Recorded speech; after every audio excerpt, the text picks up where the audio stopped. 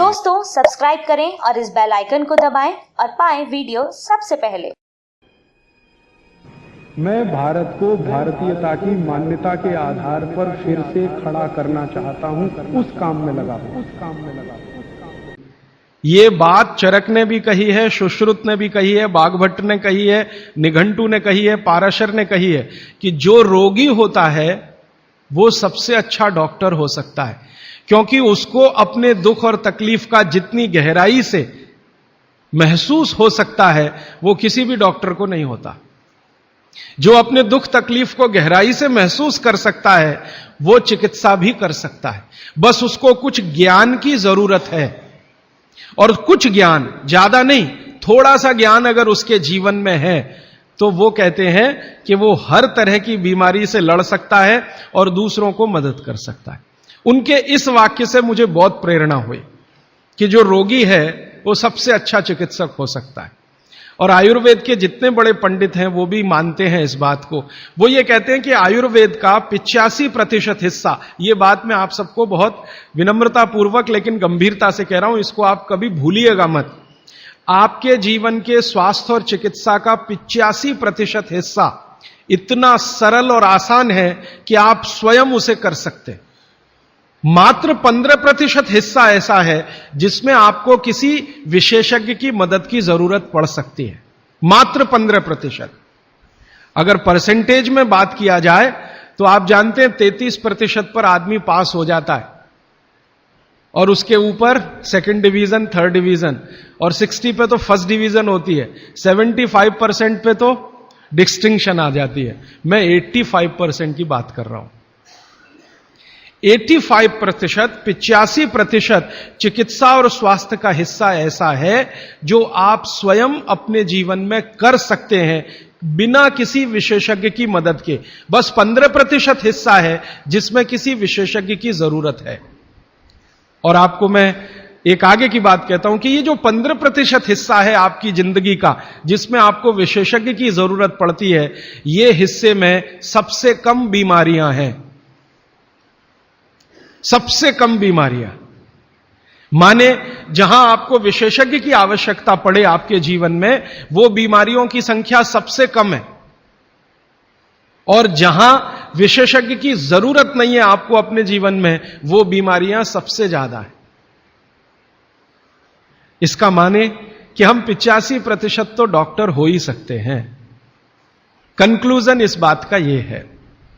अब आप अगर 85% से और बेहतर डॉक्टर होना चाहते हैं तो बाघभट्ट ऋषि कहते हैं कि अपने शरीर को थोड़ा जान लीजिए बस। और वो दूसरी महत्व की बात कहते हैं कि अपने भोजन को पहचान लीजिए। शरीर को जान लीजिए, भोजन को पहचान लीजिए, तो वो कहते हैं आप 100% डॉक्टर हो सकते हैं। शरीर को जान लीजिए मतलब थोड़ा फिजियोलॉजी, थोड़ा एनाटॉमी, आज की भाषा में मैं कहूं थोड़ा शरीर विज्ञान आपको मालूम हो। और ये बहुत आसान है आजकल, कोई मुश्किल काम नहीं है। भारत सरकार ने विभिन्न तरह की छोटी छोटी पुस्तकें छपा रखी हैं जो बच्चों को पढ़ाई जाती हैं। एनसीईआरटी के सिलेबस में अब तो ये आ गया है। वो किताबें बाजार में उपलब्ध हैं, आप खरीद लाइए और आपको थोड़ा फिजियोलॉजी तो समझ में आ ही जाएगा, थोड़ा बहुत एनाटॉमी समझ में आ जाएगा। शरीर के क्या क्या अंग हैं, अंगों के क्या क्या उपांग हैं, हृदय है तो कहाँ है, लीवर है तो कहाँ है, किडनी है तो कहाँ है, लीवर का किडनी से क्या संबंध है, किडनी का हृदय से क्या संबंध है, आपस के उनके इंटर रिलेशनशिप है। अब तो एक चार्ट आता है कैलेंडर जैसा, मेरी आपको विनती है कि खरीद के एक टांग लीजिए अपने घर में, आपको भी मदद करेगा, आपके बच्चों को भी मदद करेगा। तो ये हिस्सा बहुत आसान है, मुश्किल नहीं है। बस इसमें जो मुश्किल हिस्सा है वो ये कि शरीर के अंगों के और उपांगों के जो नाम हैं वो जो भाषा में दिए गए हैं वो आपको थोड़ा कम समझती है, तो आप आयुर्वेद वाला ले लीजिए, वो आसानी से समझ में आएगा, उनके आपस के संबंध वगैरह वगैरह। मैं इस विषय पर ज्यादा नहीं जाना चाहता क्योंकि ये उपलब्ध है आपके सामने, और इसमें ज्यादा बात करूंगा तो समय खर्च होगा। आपको सिर्फ संकेत कर रहा हूं कि आज आप चाहें तो आज, नहीं तो 1-2 दिन में कुछ ऐसी पुस्तकें फिजियोलॉजी एनाटॉमी की खरीद लें, नहीं तो एक कैलेंडर चार्ट आता है वो ले लें, 2-3 कैलेंडर के चार्ट आते हैं वो ले लें। अभी सरकार ने एक 12 कैलेंडर का चार्ट निकाला है, बहुत ही सरल भाषा में है, बहुत आसान है। उसको घर में टांग कर पलटते रहें, देखते रहें, ज्यादा से ज्यादा 8-10 दिन आप देखेंगे, आपको समझ में आ जाएगा लीवर क्या है, हृदय क्या है, किडनी क्या है, आपस के इनके फंक्शंस क्या है।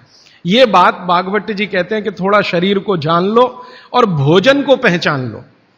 अब उसमें आगे उन्होंने एक सूत्र लिखा है संस्कृत में कि शरीर को जानना अगर है तो ठीक है, इसको जरा और समझिएगा। शरीर को जानना है तो ठीक है, लेकिन भोजन को पहचानना सबसे ज्यादा जरूरी। माने उनका कहना यह है कि शरीर को जान लें तो ठीक है, नहीं जाने तो भी भोजन को तो पहचान लें। और भागवत जी ने पूरी विनम्रता से, पूरी गंभीरता से एक बात लिखी है कि जिसने भोजन को पहचान लिया उसको जिंदगी में कभी भी किसी चिकित्सक की जरूरत तो नहीं पड़ेगी। अब भोजन को पहचान लिया माने रसोई घर को पहचान लिया, सीधी सी बात है। और भागवत जी कहते हैं कि जीवन की सबसे बड़ी खोज अगर कोई है तो वो रसोई घर है। और वो कहते हैं कि सबसे बड़ा विज्ञान अगर कोई है तो ये रसोई घर का विज्ञान है, जिसको भोजन विज्ञान कहें या पाक शास्त्र कला कहें, जो भी बात आप कहना चाहें। वो ये कहते हैं कि इससे बड़ी खोज पूरी दुनिया में हुई नहीं और अगले हजारों साल होगी नहीं। इतनी गहरी बात वो कहकर चले गए यहां से। वो कहते हैं कि पिछले हजारों साल में हुई नहीं भोजन से ज्यादा रिसर्च, और अगले हजारों साल में होगी नहीं। और मैं अपने अनुभव से और आप खुद अपने अनुभव से ये बात कह सकते हैं कि दुनिया में भोजन और रसोई पर सबसे ज्यादा रिसर्च अगर कहीं हुई तो भारत में हुई, और अगले हजारों साल भी होगी तो भारत में ही होगी। क्यों?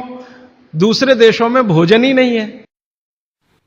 दोस्तों, सबसे पहले तो चैनल सब्सक्राइब करें, फिर लाइक, कमेंट और शेयर करें। और हाँ, हमारा एंड्रॉयड ऐप डाउनलोड करना ना भूलें।